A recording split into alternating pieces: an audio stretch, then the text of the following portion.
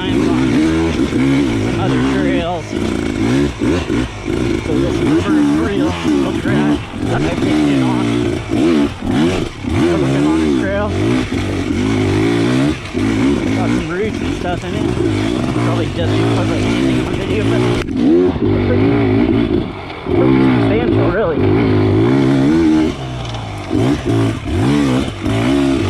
Not all that comfortable. The gearing is not very good. First gear isn't really usable, but not low enough for a stroker like me to have good actual trial stuff.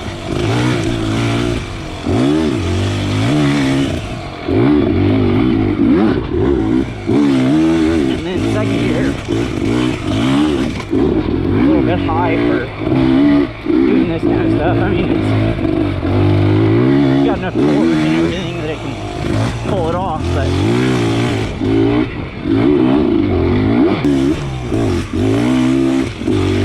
I've got to kind of, for those roots and stuff, I've got to kind of really work twice. Get the front end up with the second gear.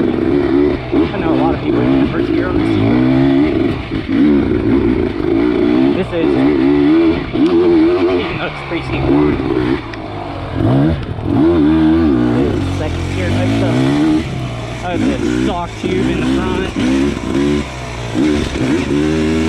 with like 18 psi, so I don't pinch flat out here in the middle of nowhere in the forest. Pushing all over the place. Nitro soft move in the rear. Got to put my hand guard and skid plate on. Figured for riding out the track, I'd be able to get away with that for the ride. We'll see if that is the case.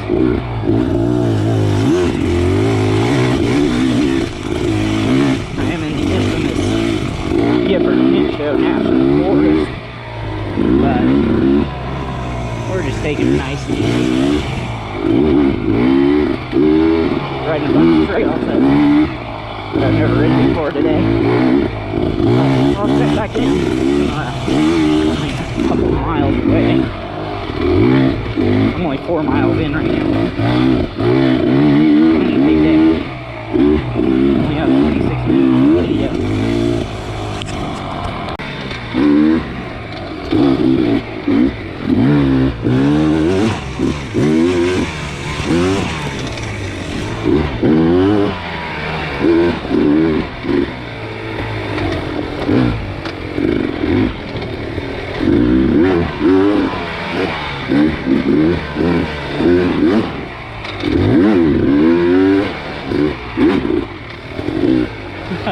This is as hard as I feel comfortable pushing,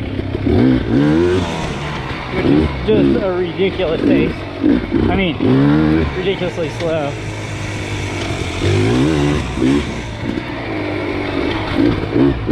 All I gotta think about, am I about to go off the trail? Am I about to go off my front end with the shitty brakes on here?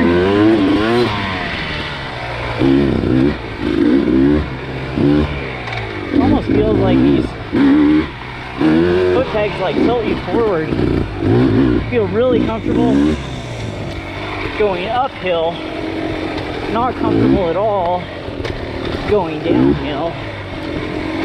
It's just weird. It's like really unbalanced that way. Like, I'm sure it looked really easy, but it's super rooty. I was on the peg, no problem. Felt really comfortable. It's just weird how this bike is set up. I feel like as comfortable and more comfortable with my KTM going uphill. I feel like I'm gonna die at any second on flat or going downhill.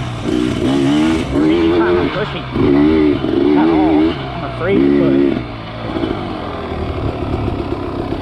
Mount Rainier in the background. probably won't look that good on video, but it is a sick ass view.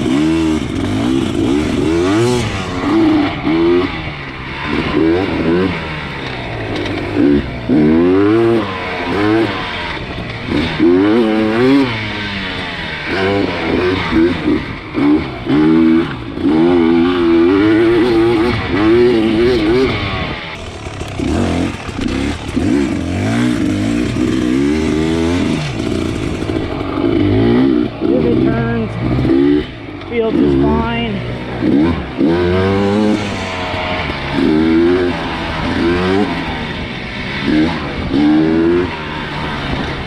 Speed height is reported to be an inch lower than the KTM's, which I was pretty stoked on. I like the idea of that, as long as my pegs weren't going to be just hammering the ground all the time, but that is just simply not true. I mean, this bike is I feel like it's a little bit taller than the TX and XC KTM's, the ones with linkage. This feels a little bit taller than that. About the same or a little bit lower than the PDS bikes, but I think it's about identical to the PDS bikes. But the shock on this bike feels good. No complaints with the shock at all. The forks, man, I mean, I'll try to freaking bag my arm. I hope it's okay. But the forks, hopefully with the right springs, they'll be at least passable.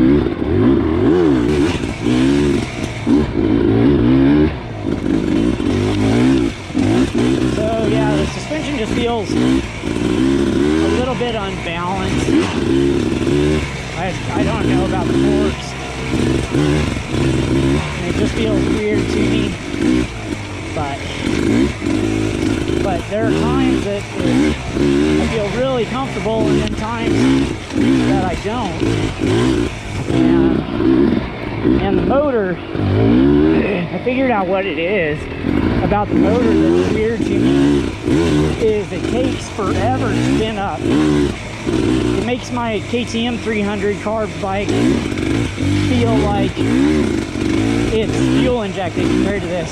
Oh, we'll see if I make it through some of this without dabbing. Oh, did not make it through that without dabbing. Try to get back on it. I'm one dab so far. Oh, it's pretty solid little section here. Little funky little corner.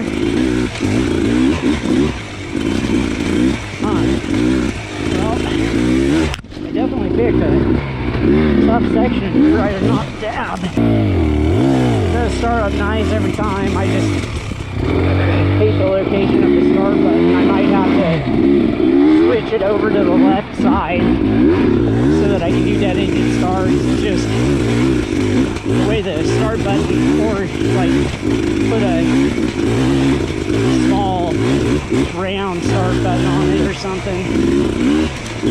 But I think what I'll probably do is just move it over to the left and call it good. I think that is probably what I'll do.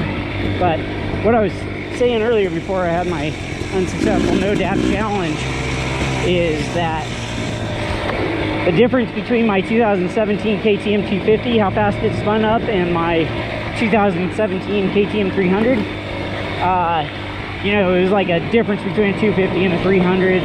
Spun up slower, pros and cons there, but it's the same feeling with this beta motor. I don't feel like it gives you any torque advantages like 300 to 250, but it spins up so slowly compared to my KTM 300, and so I think I might, as far as betas go, I think that the race edition without oil injection. It's probably a little bit more snappy.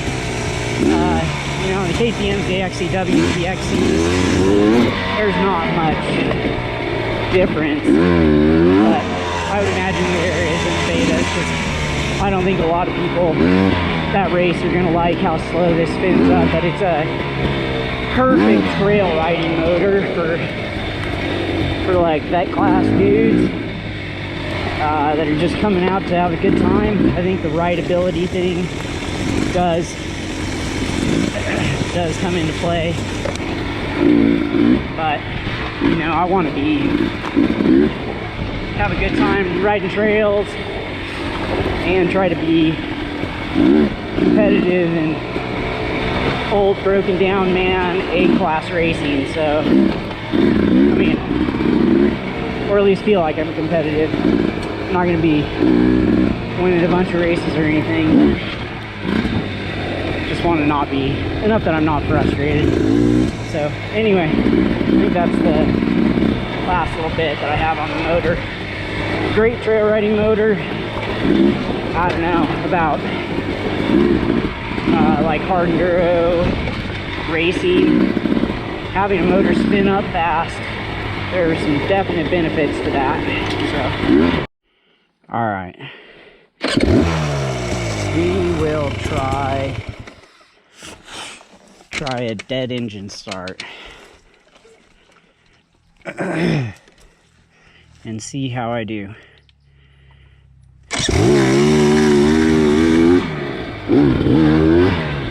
I just need a little bit lower gear to start off in second gear. I'm used to my KTM being able to really go off the line in second gear.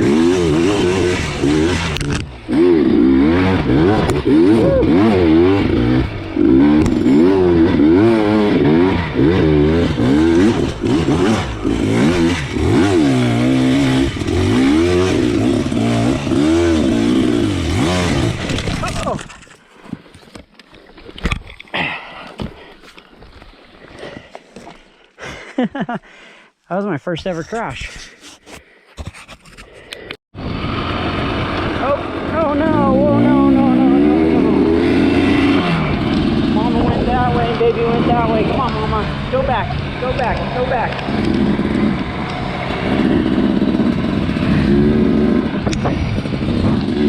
Oh no, man. Woo-wee.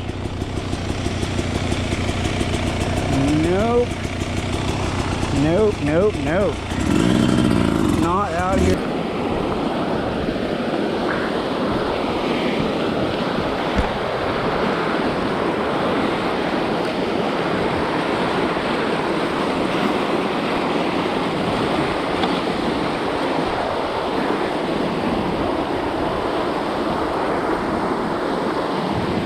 I am sure that is rideable and no big deal,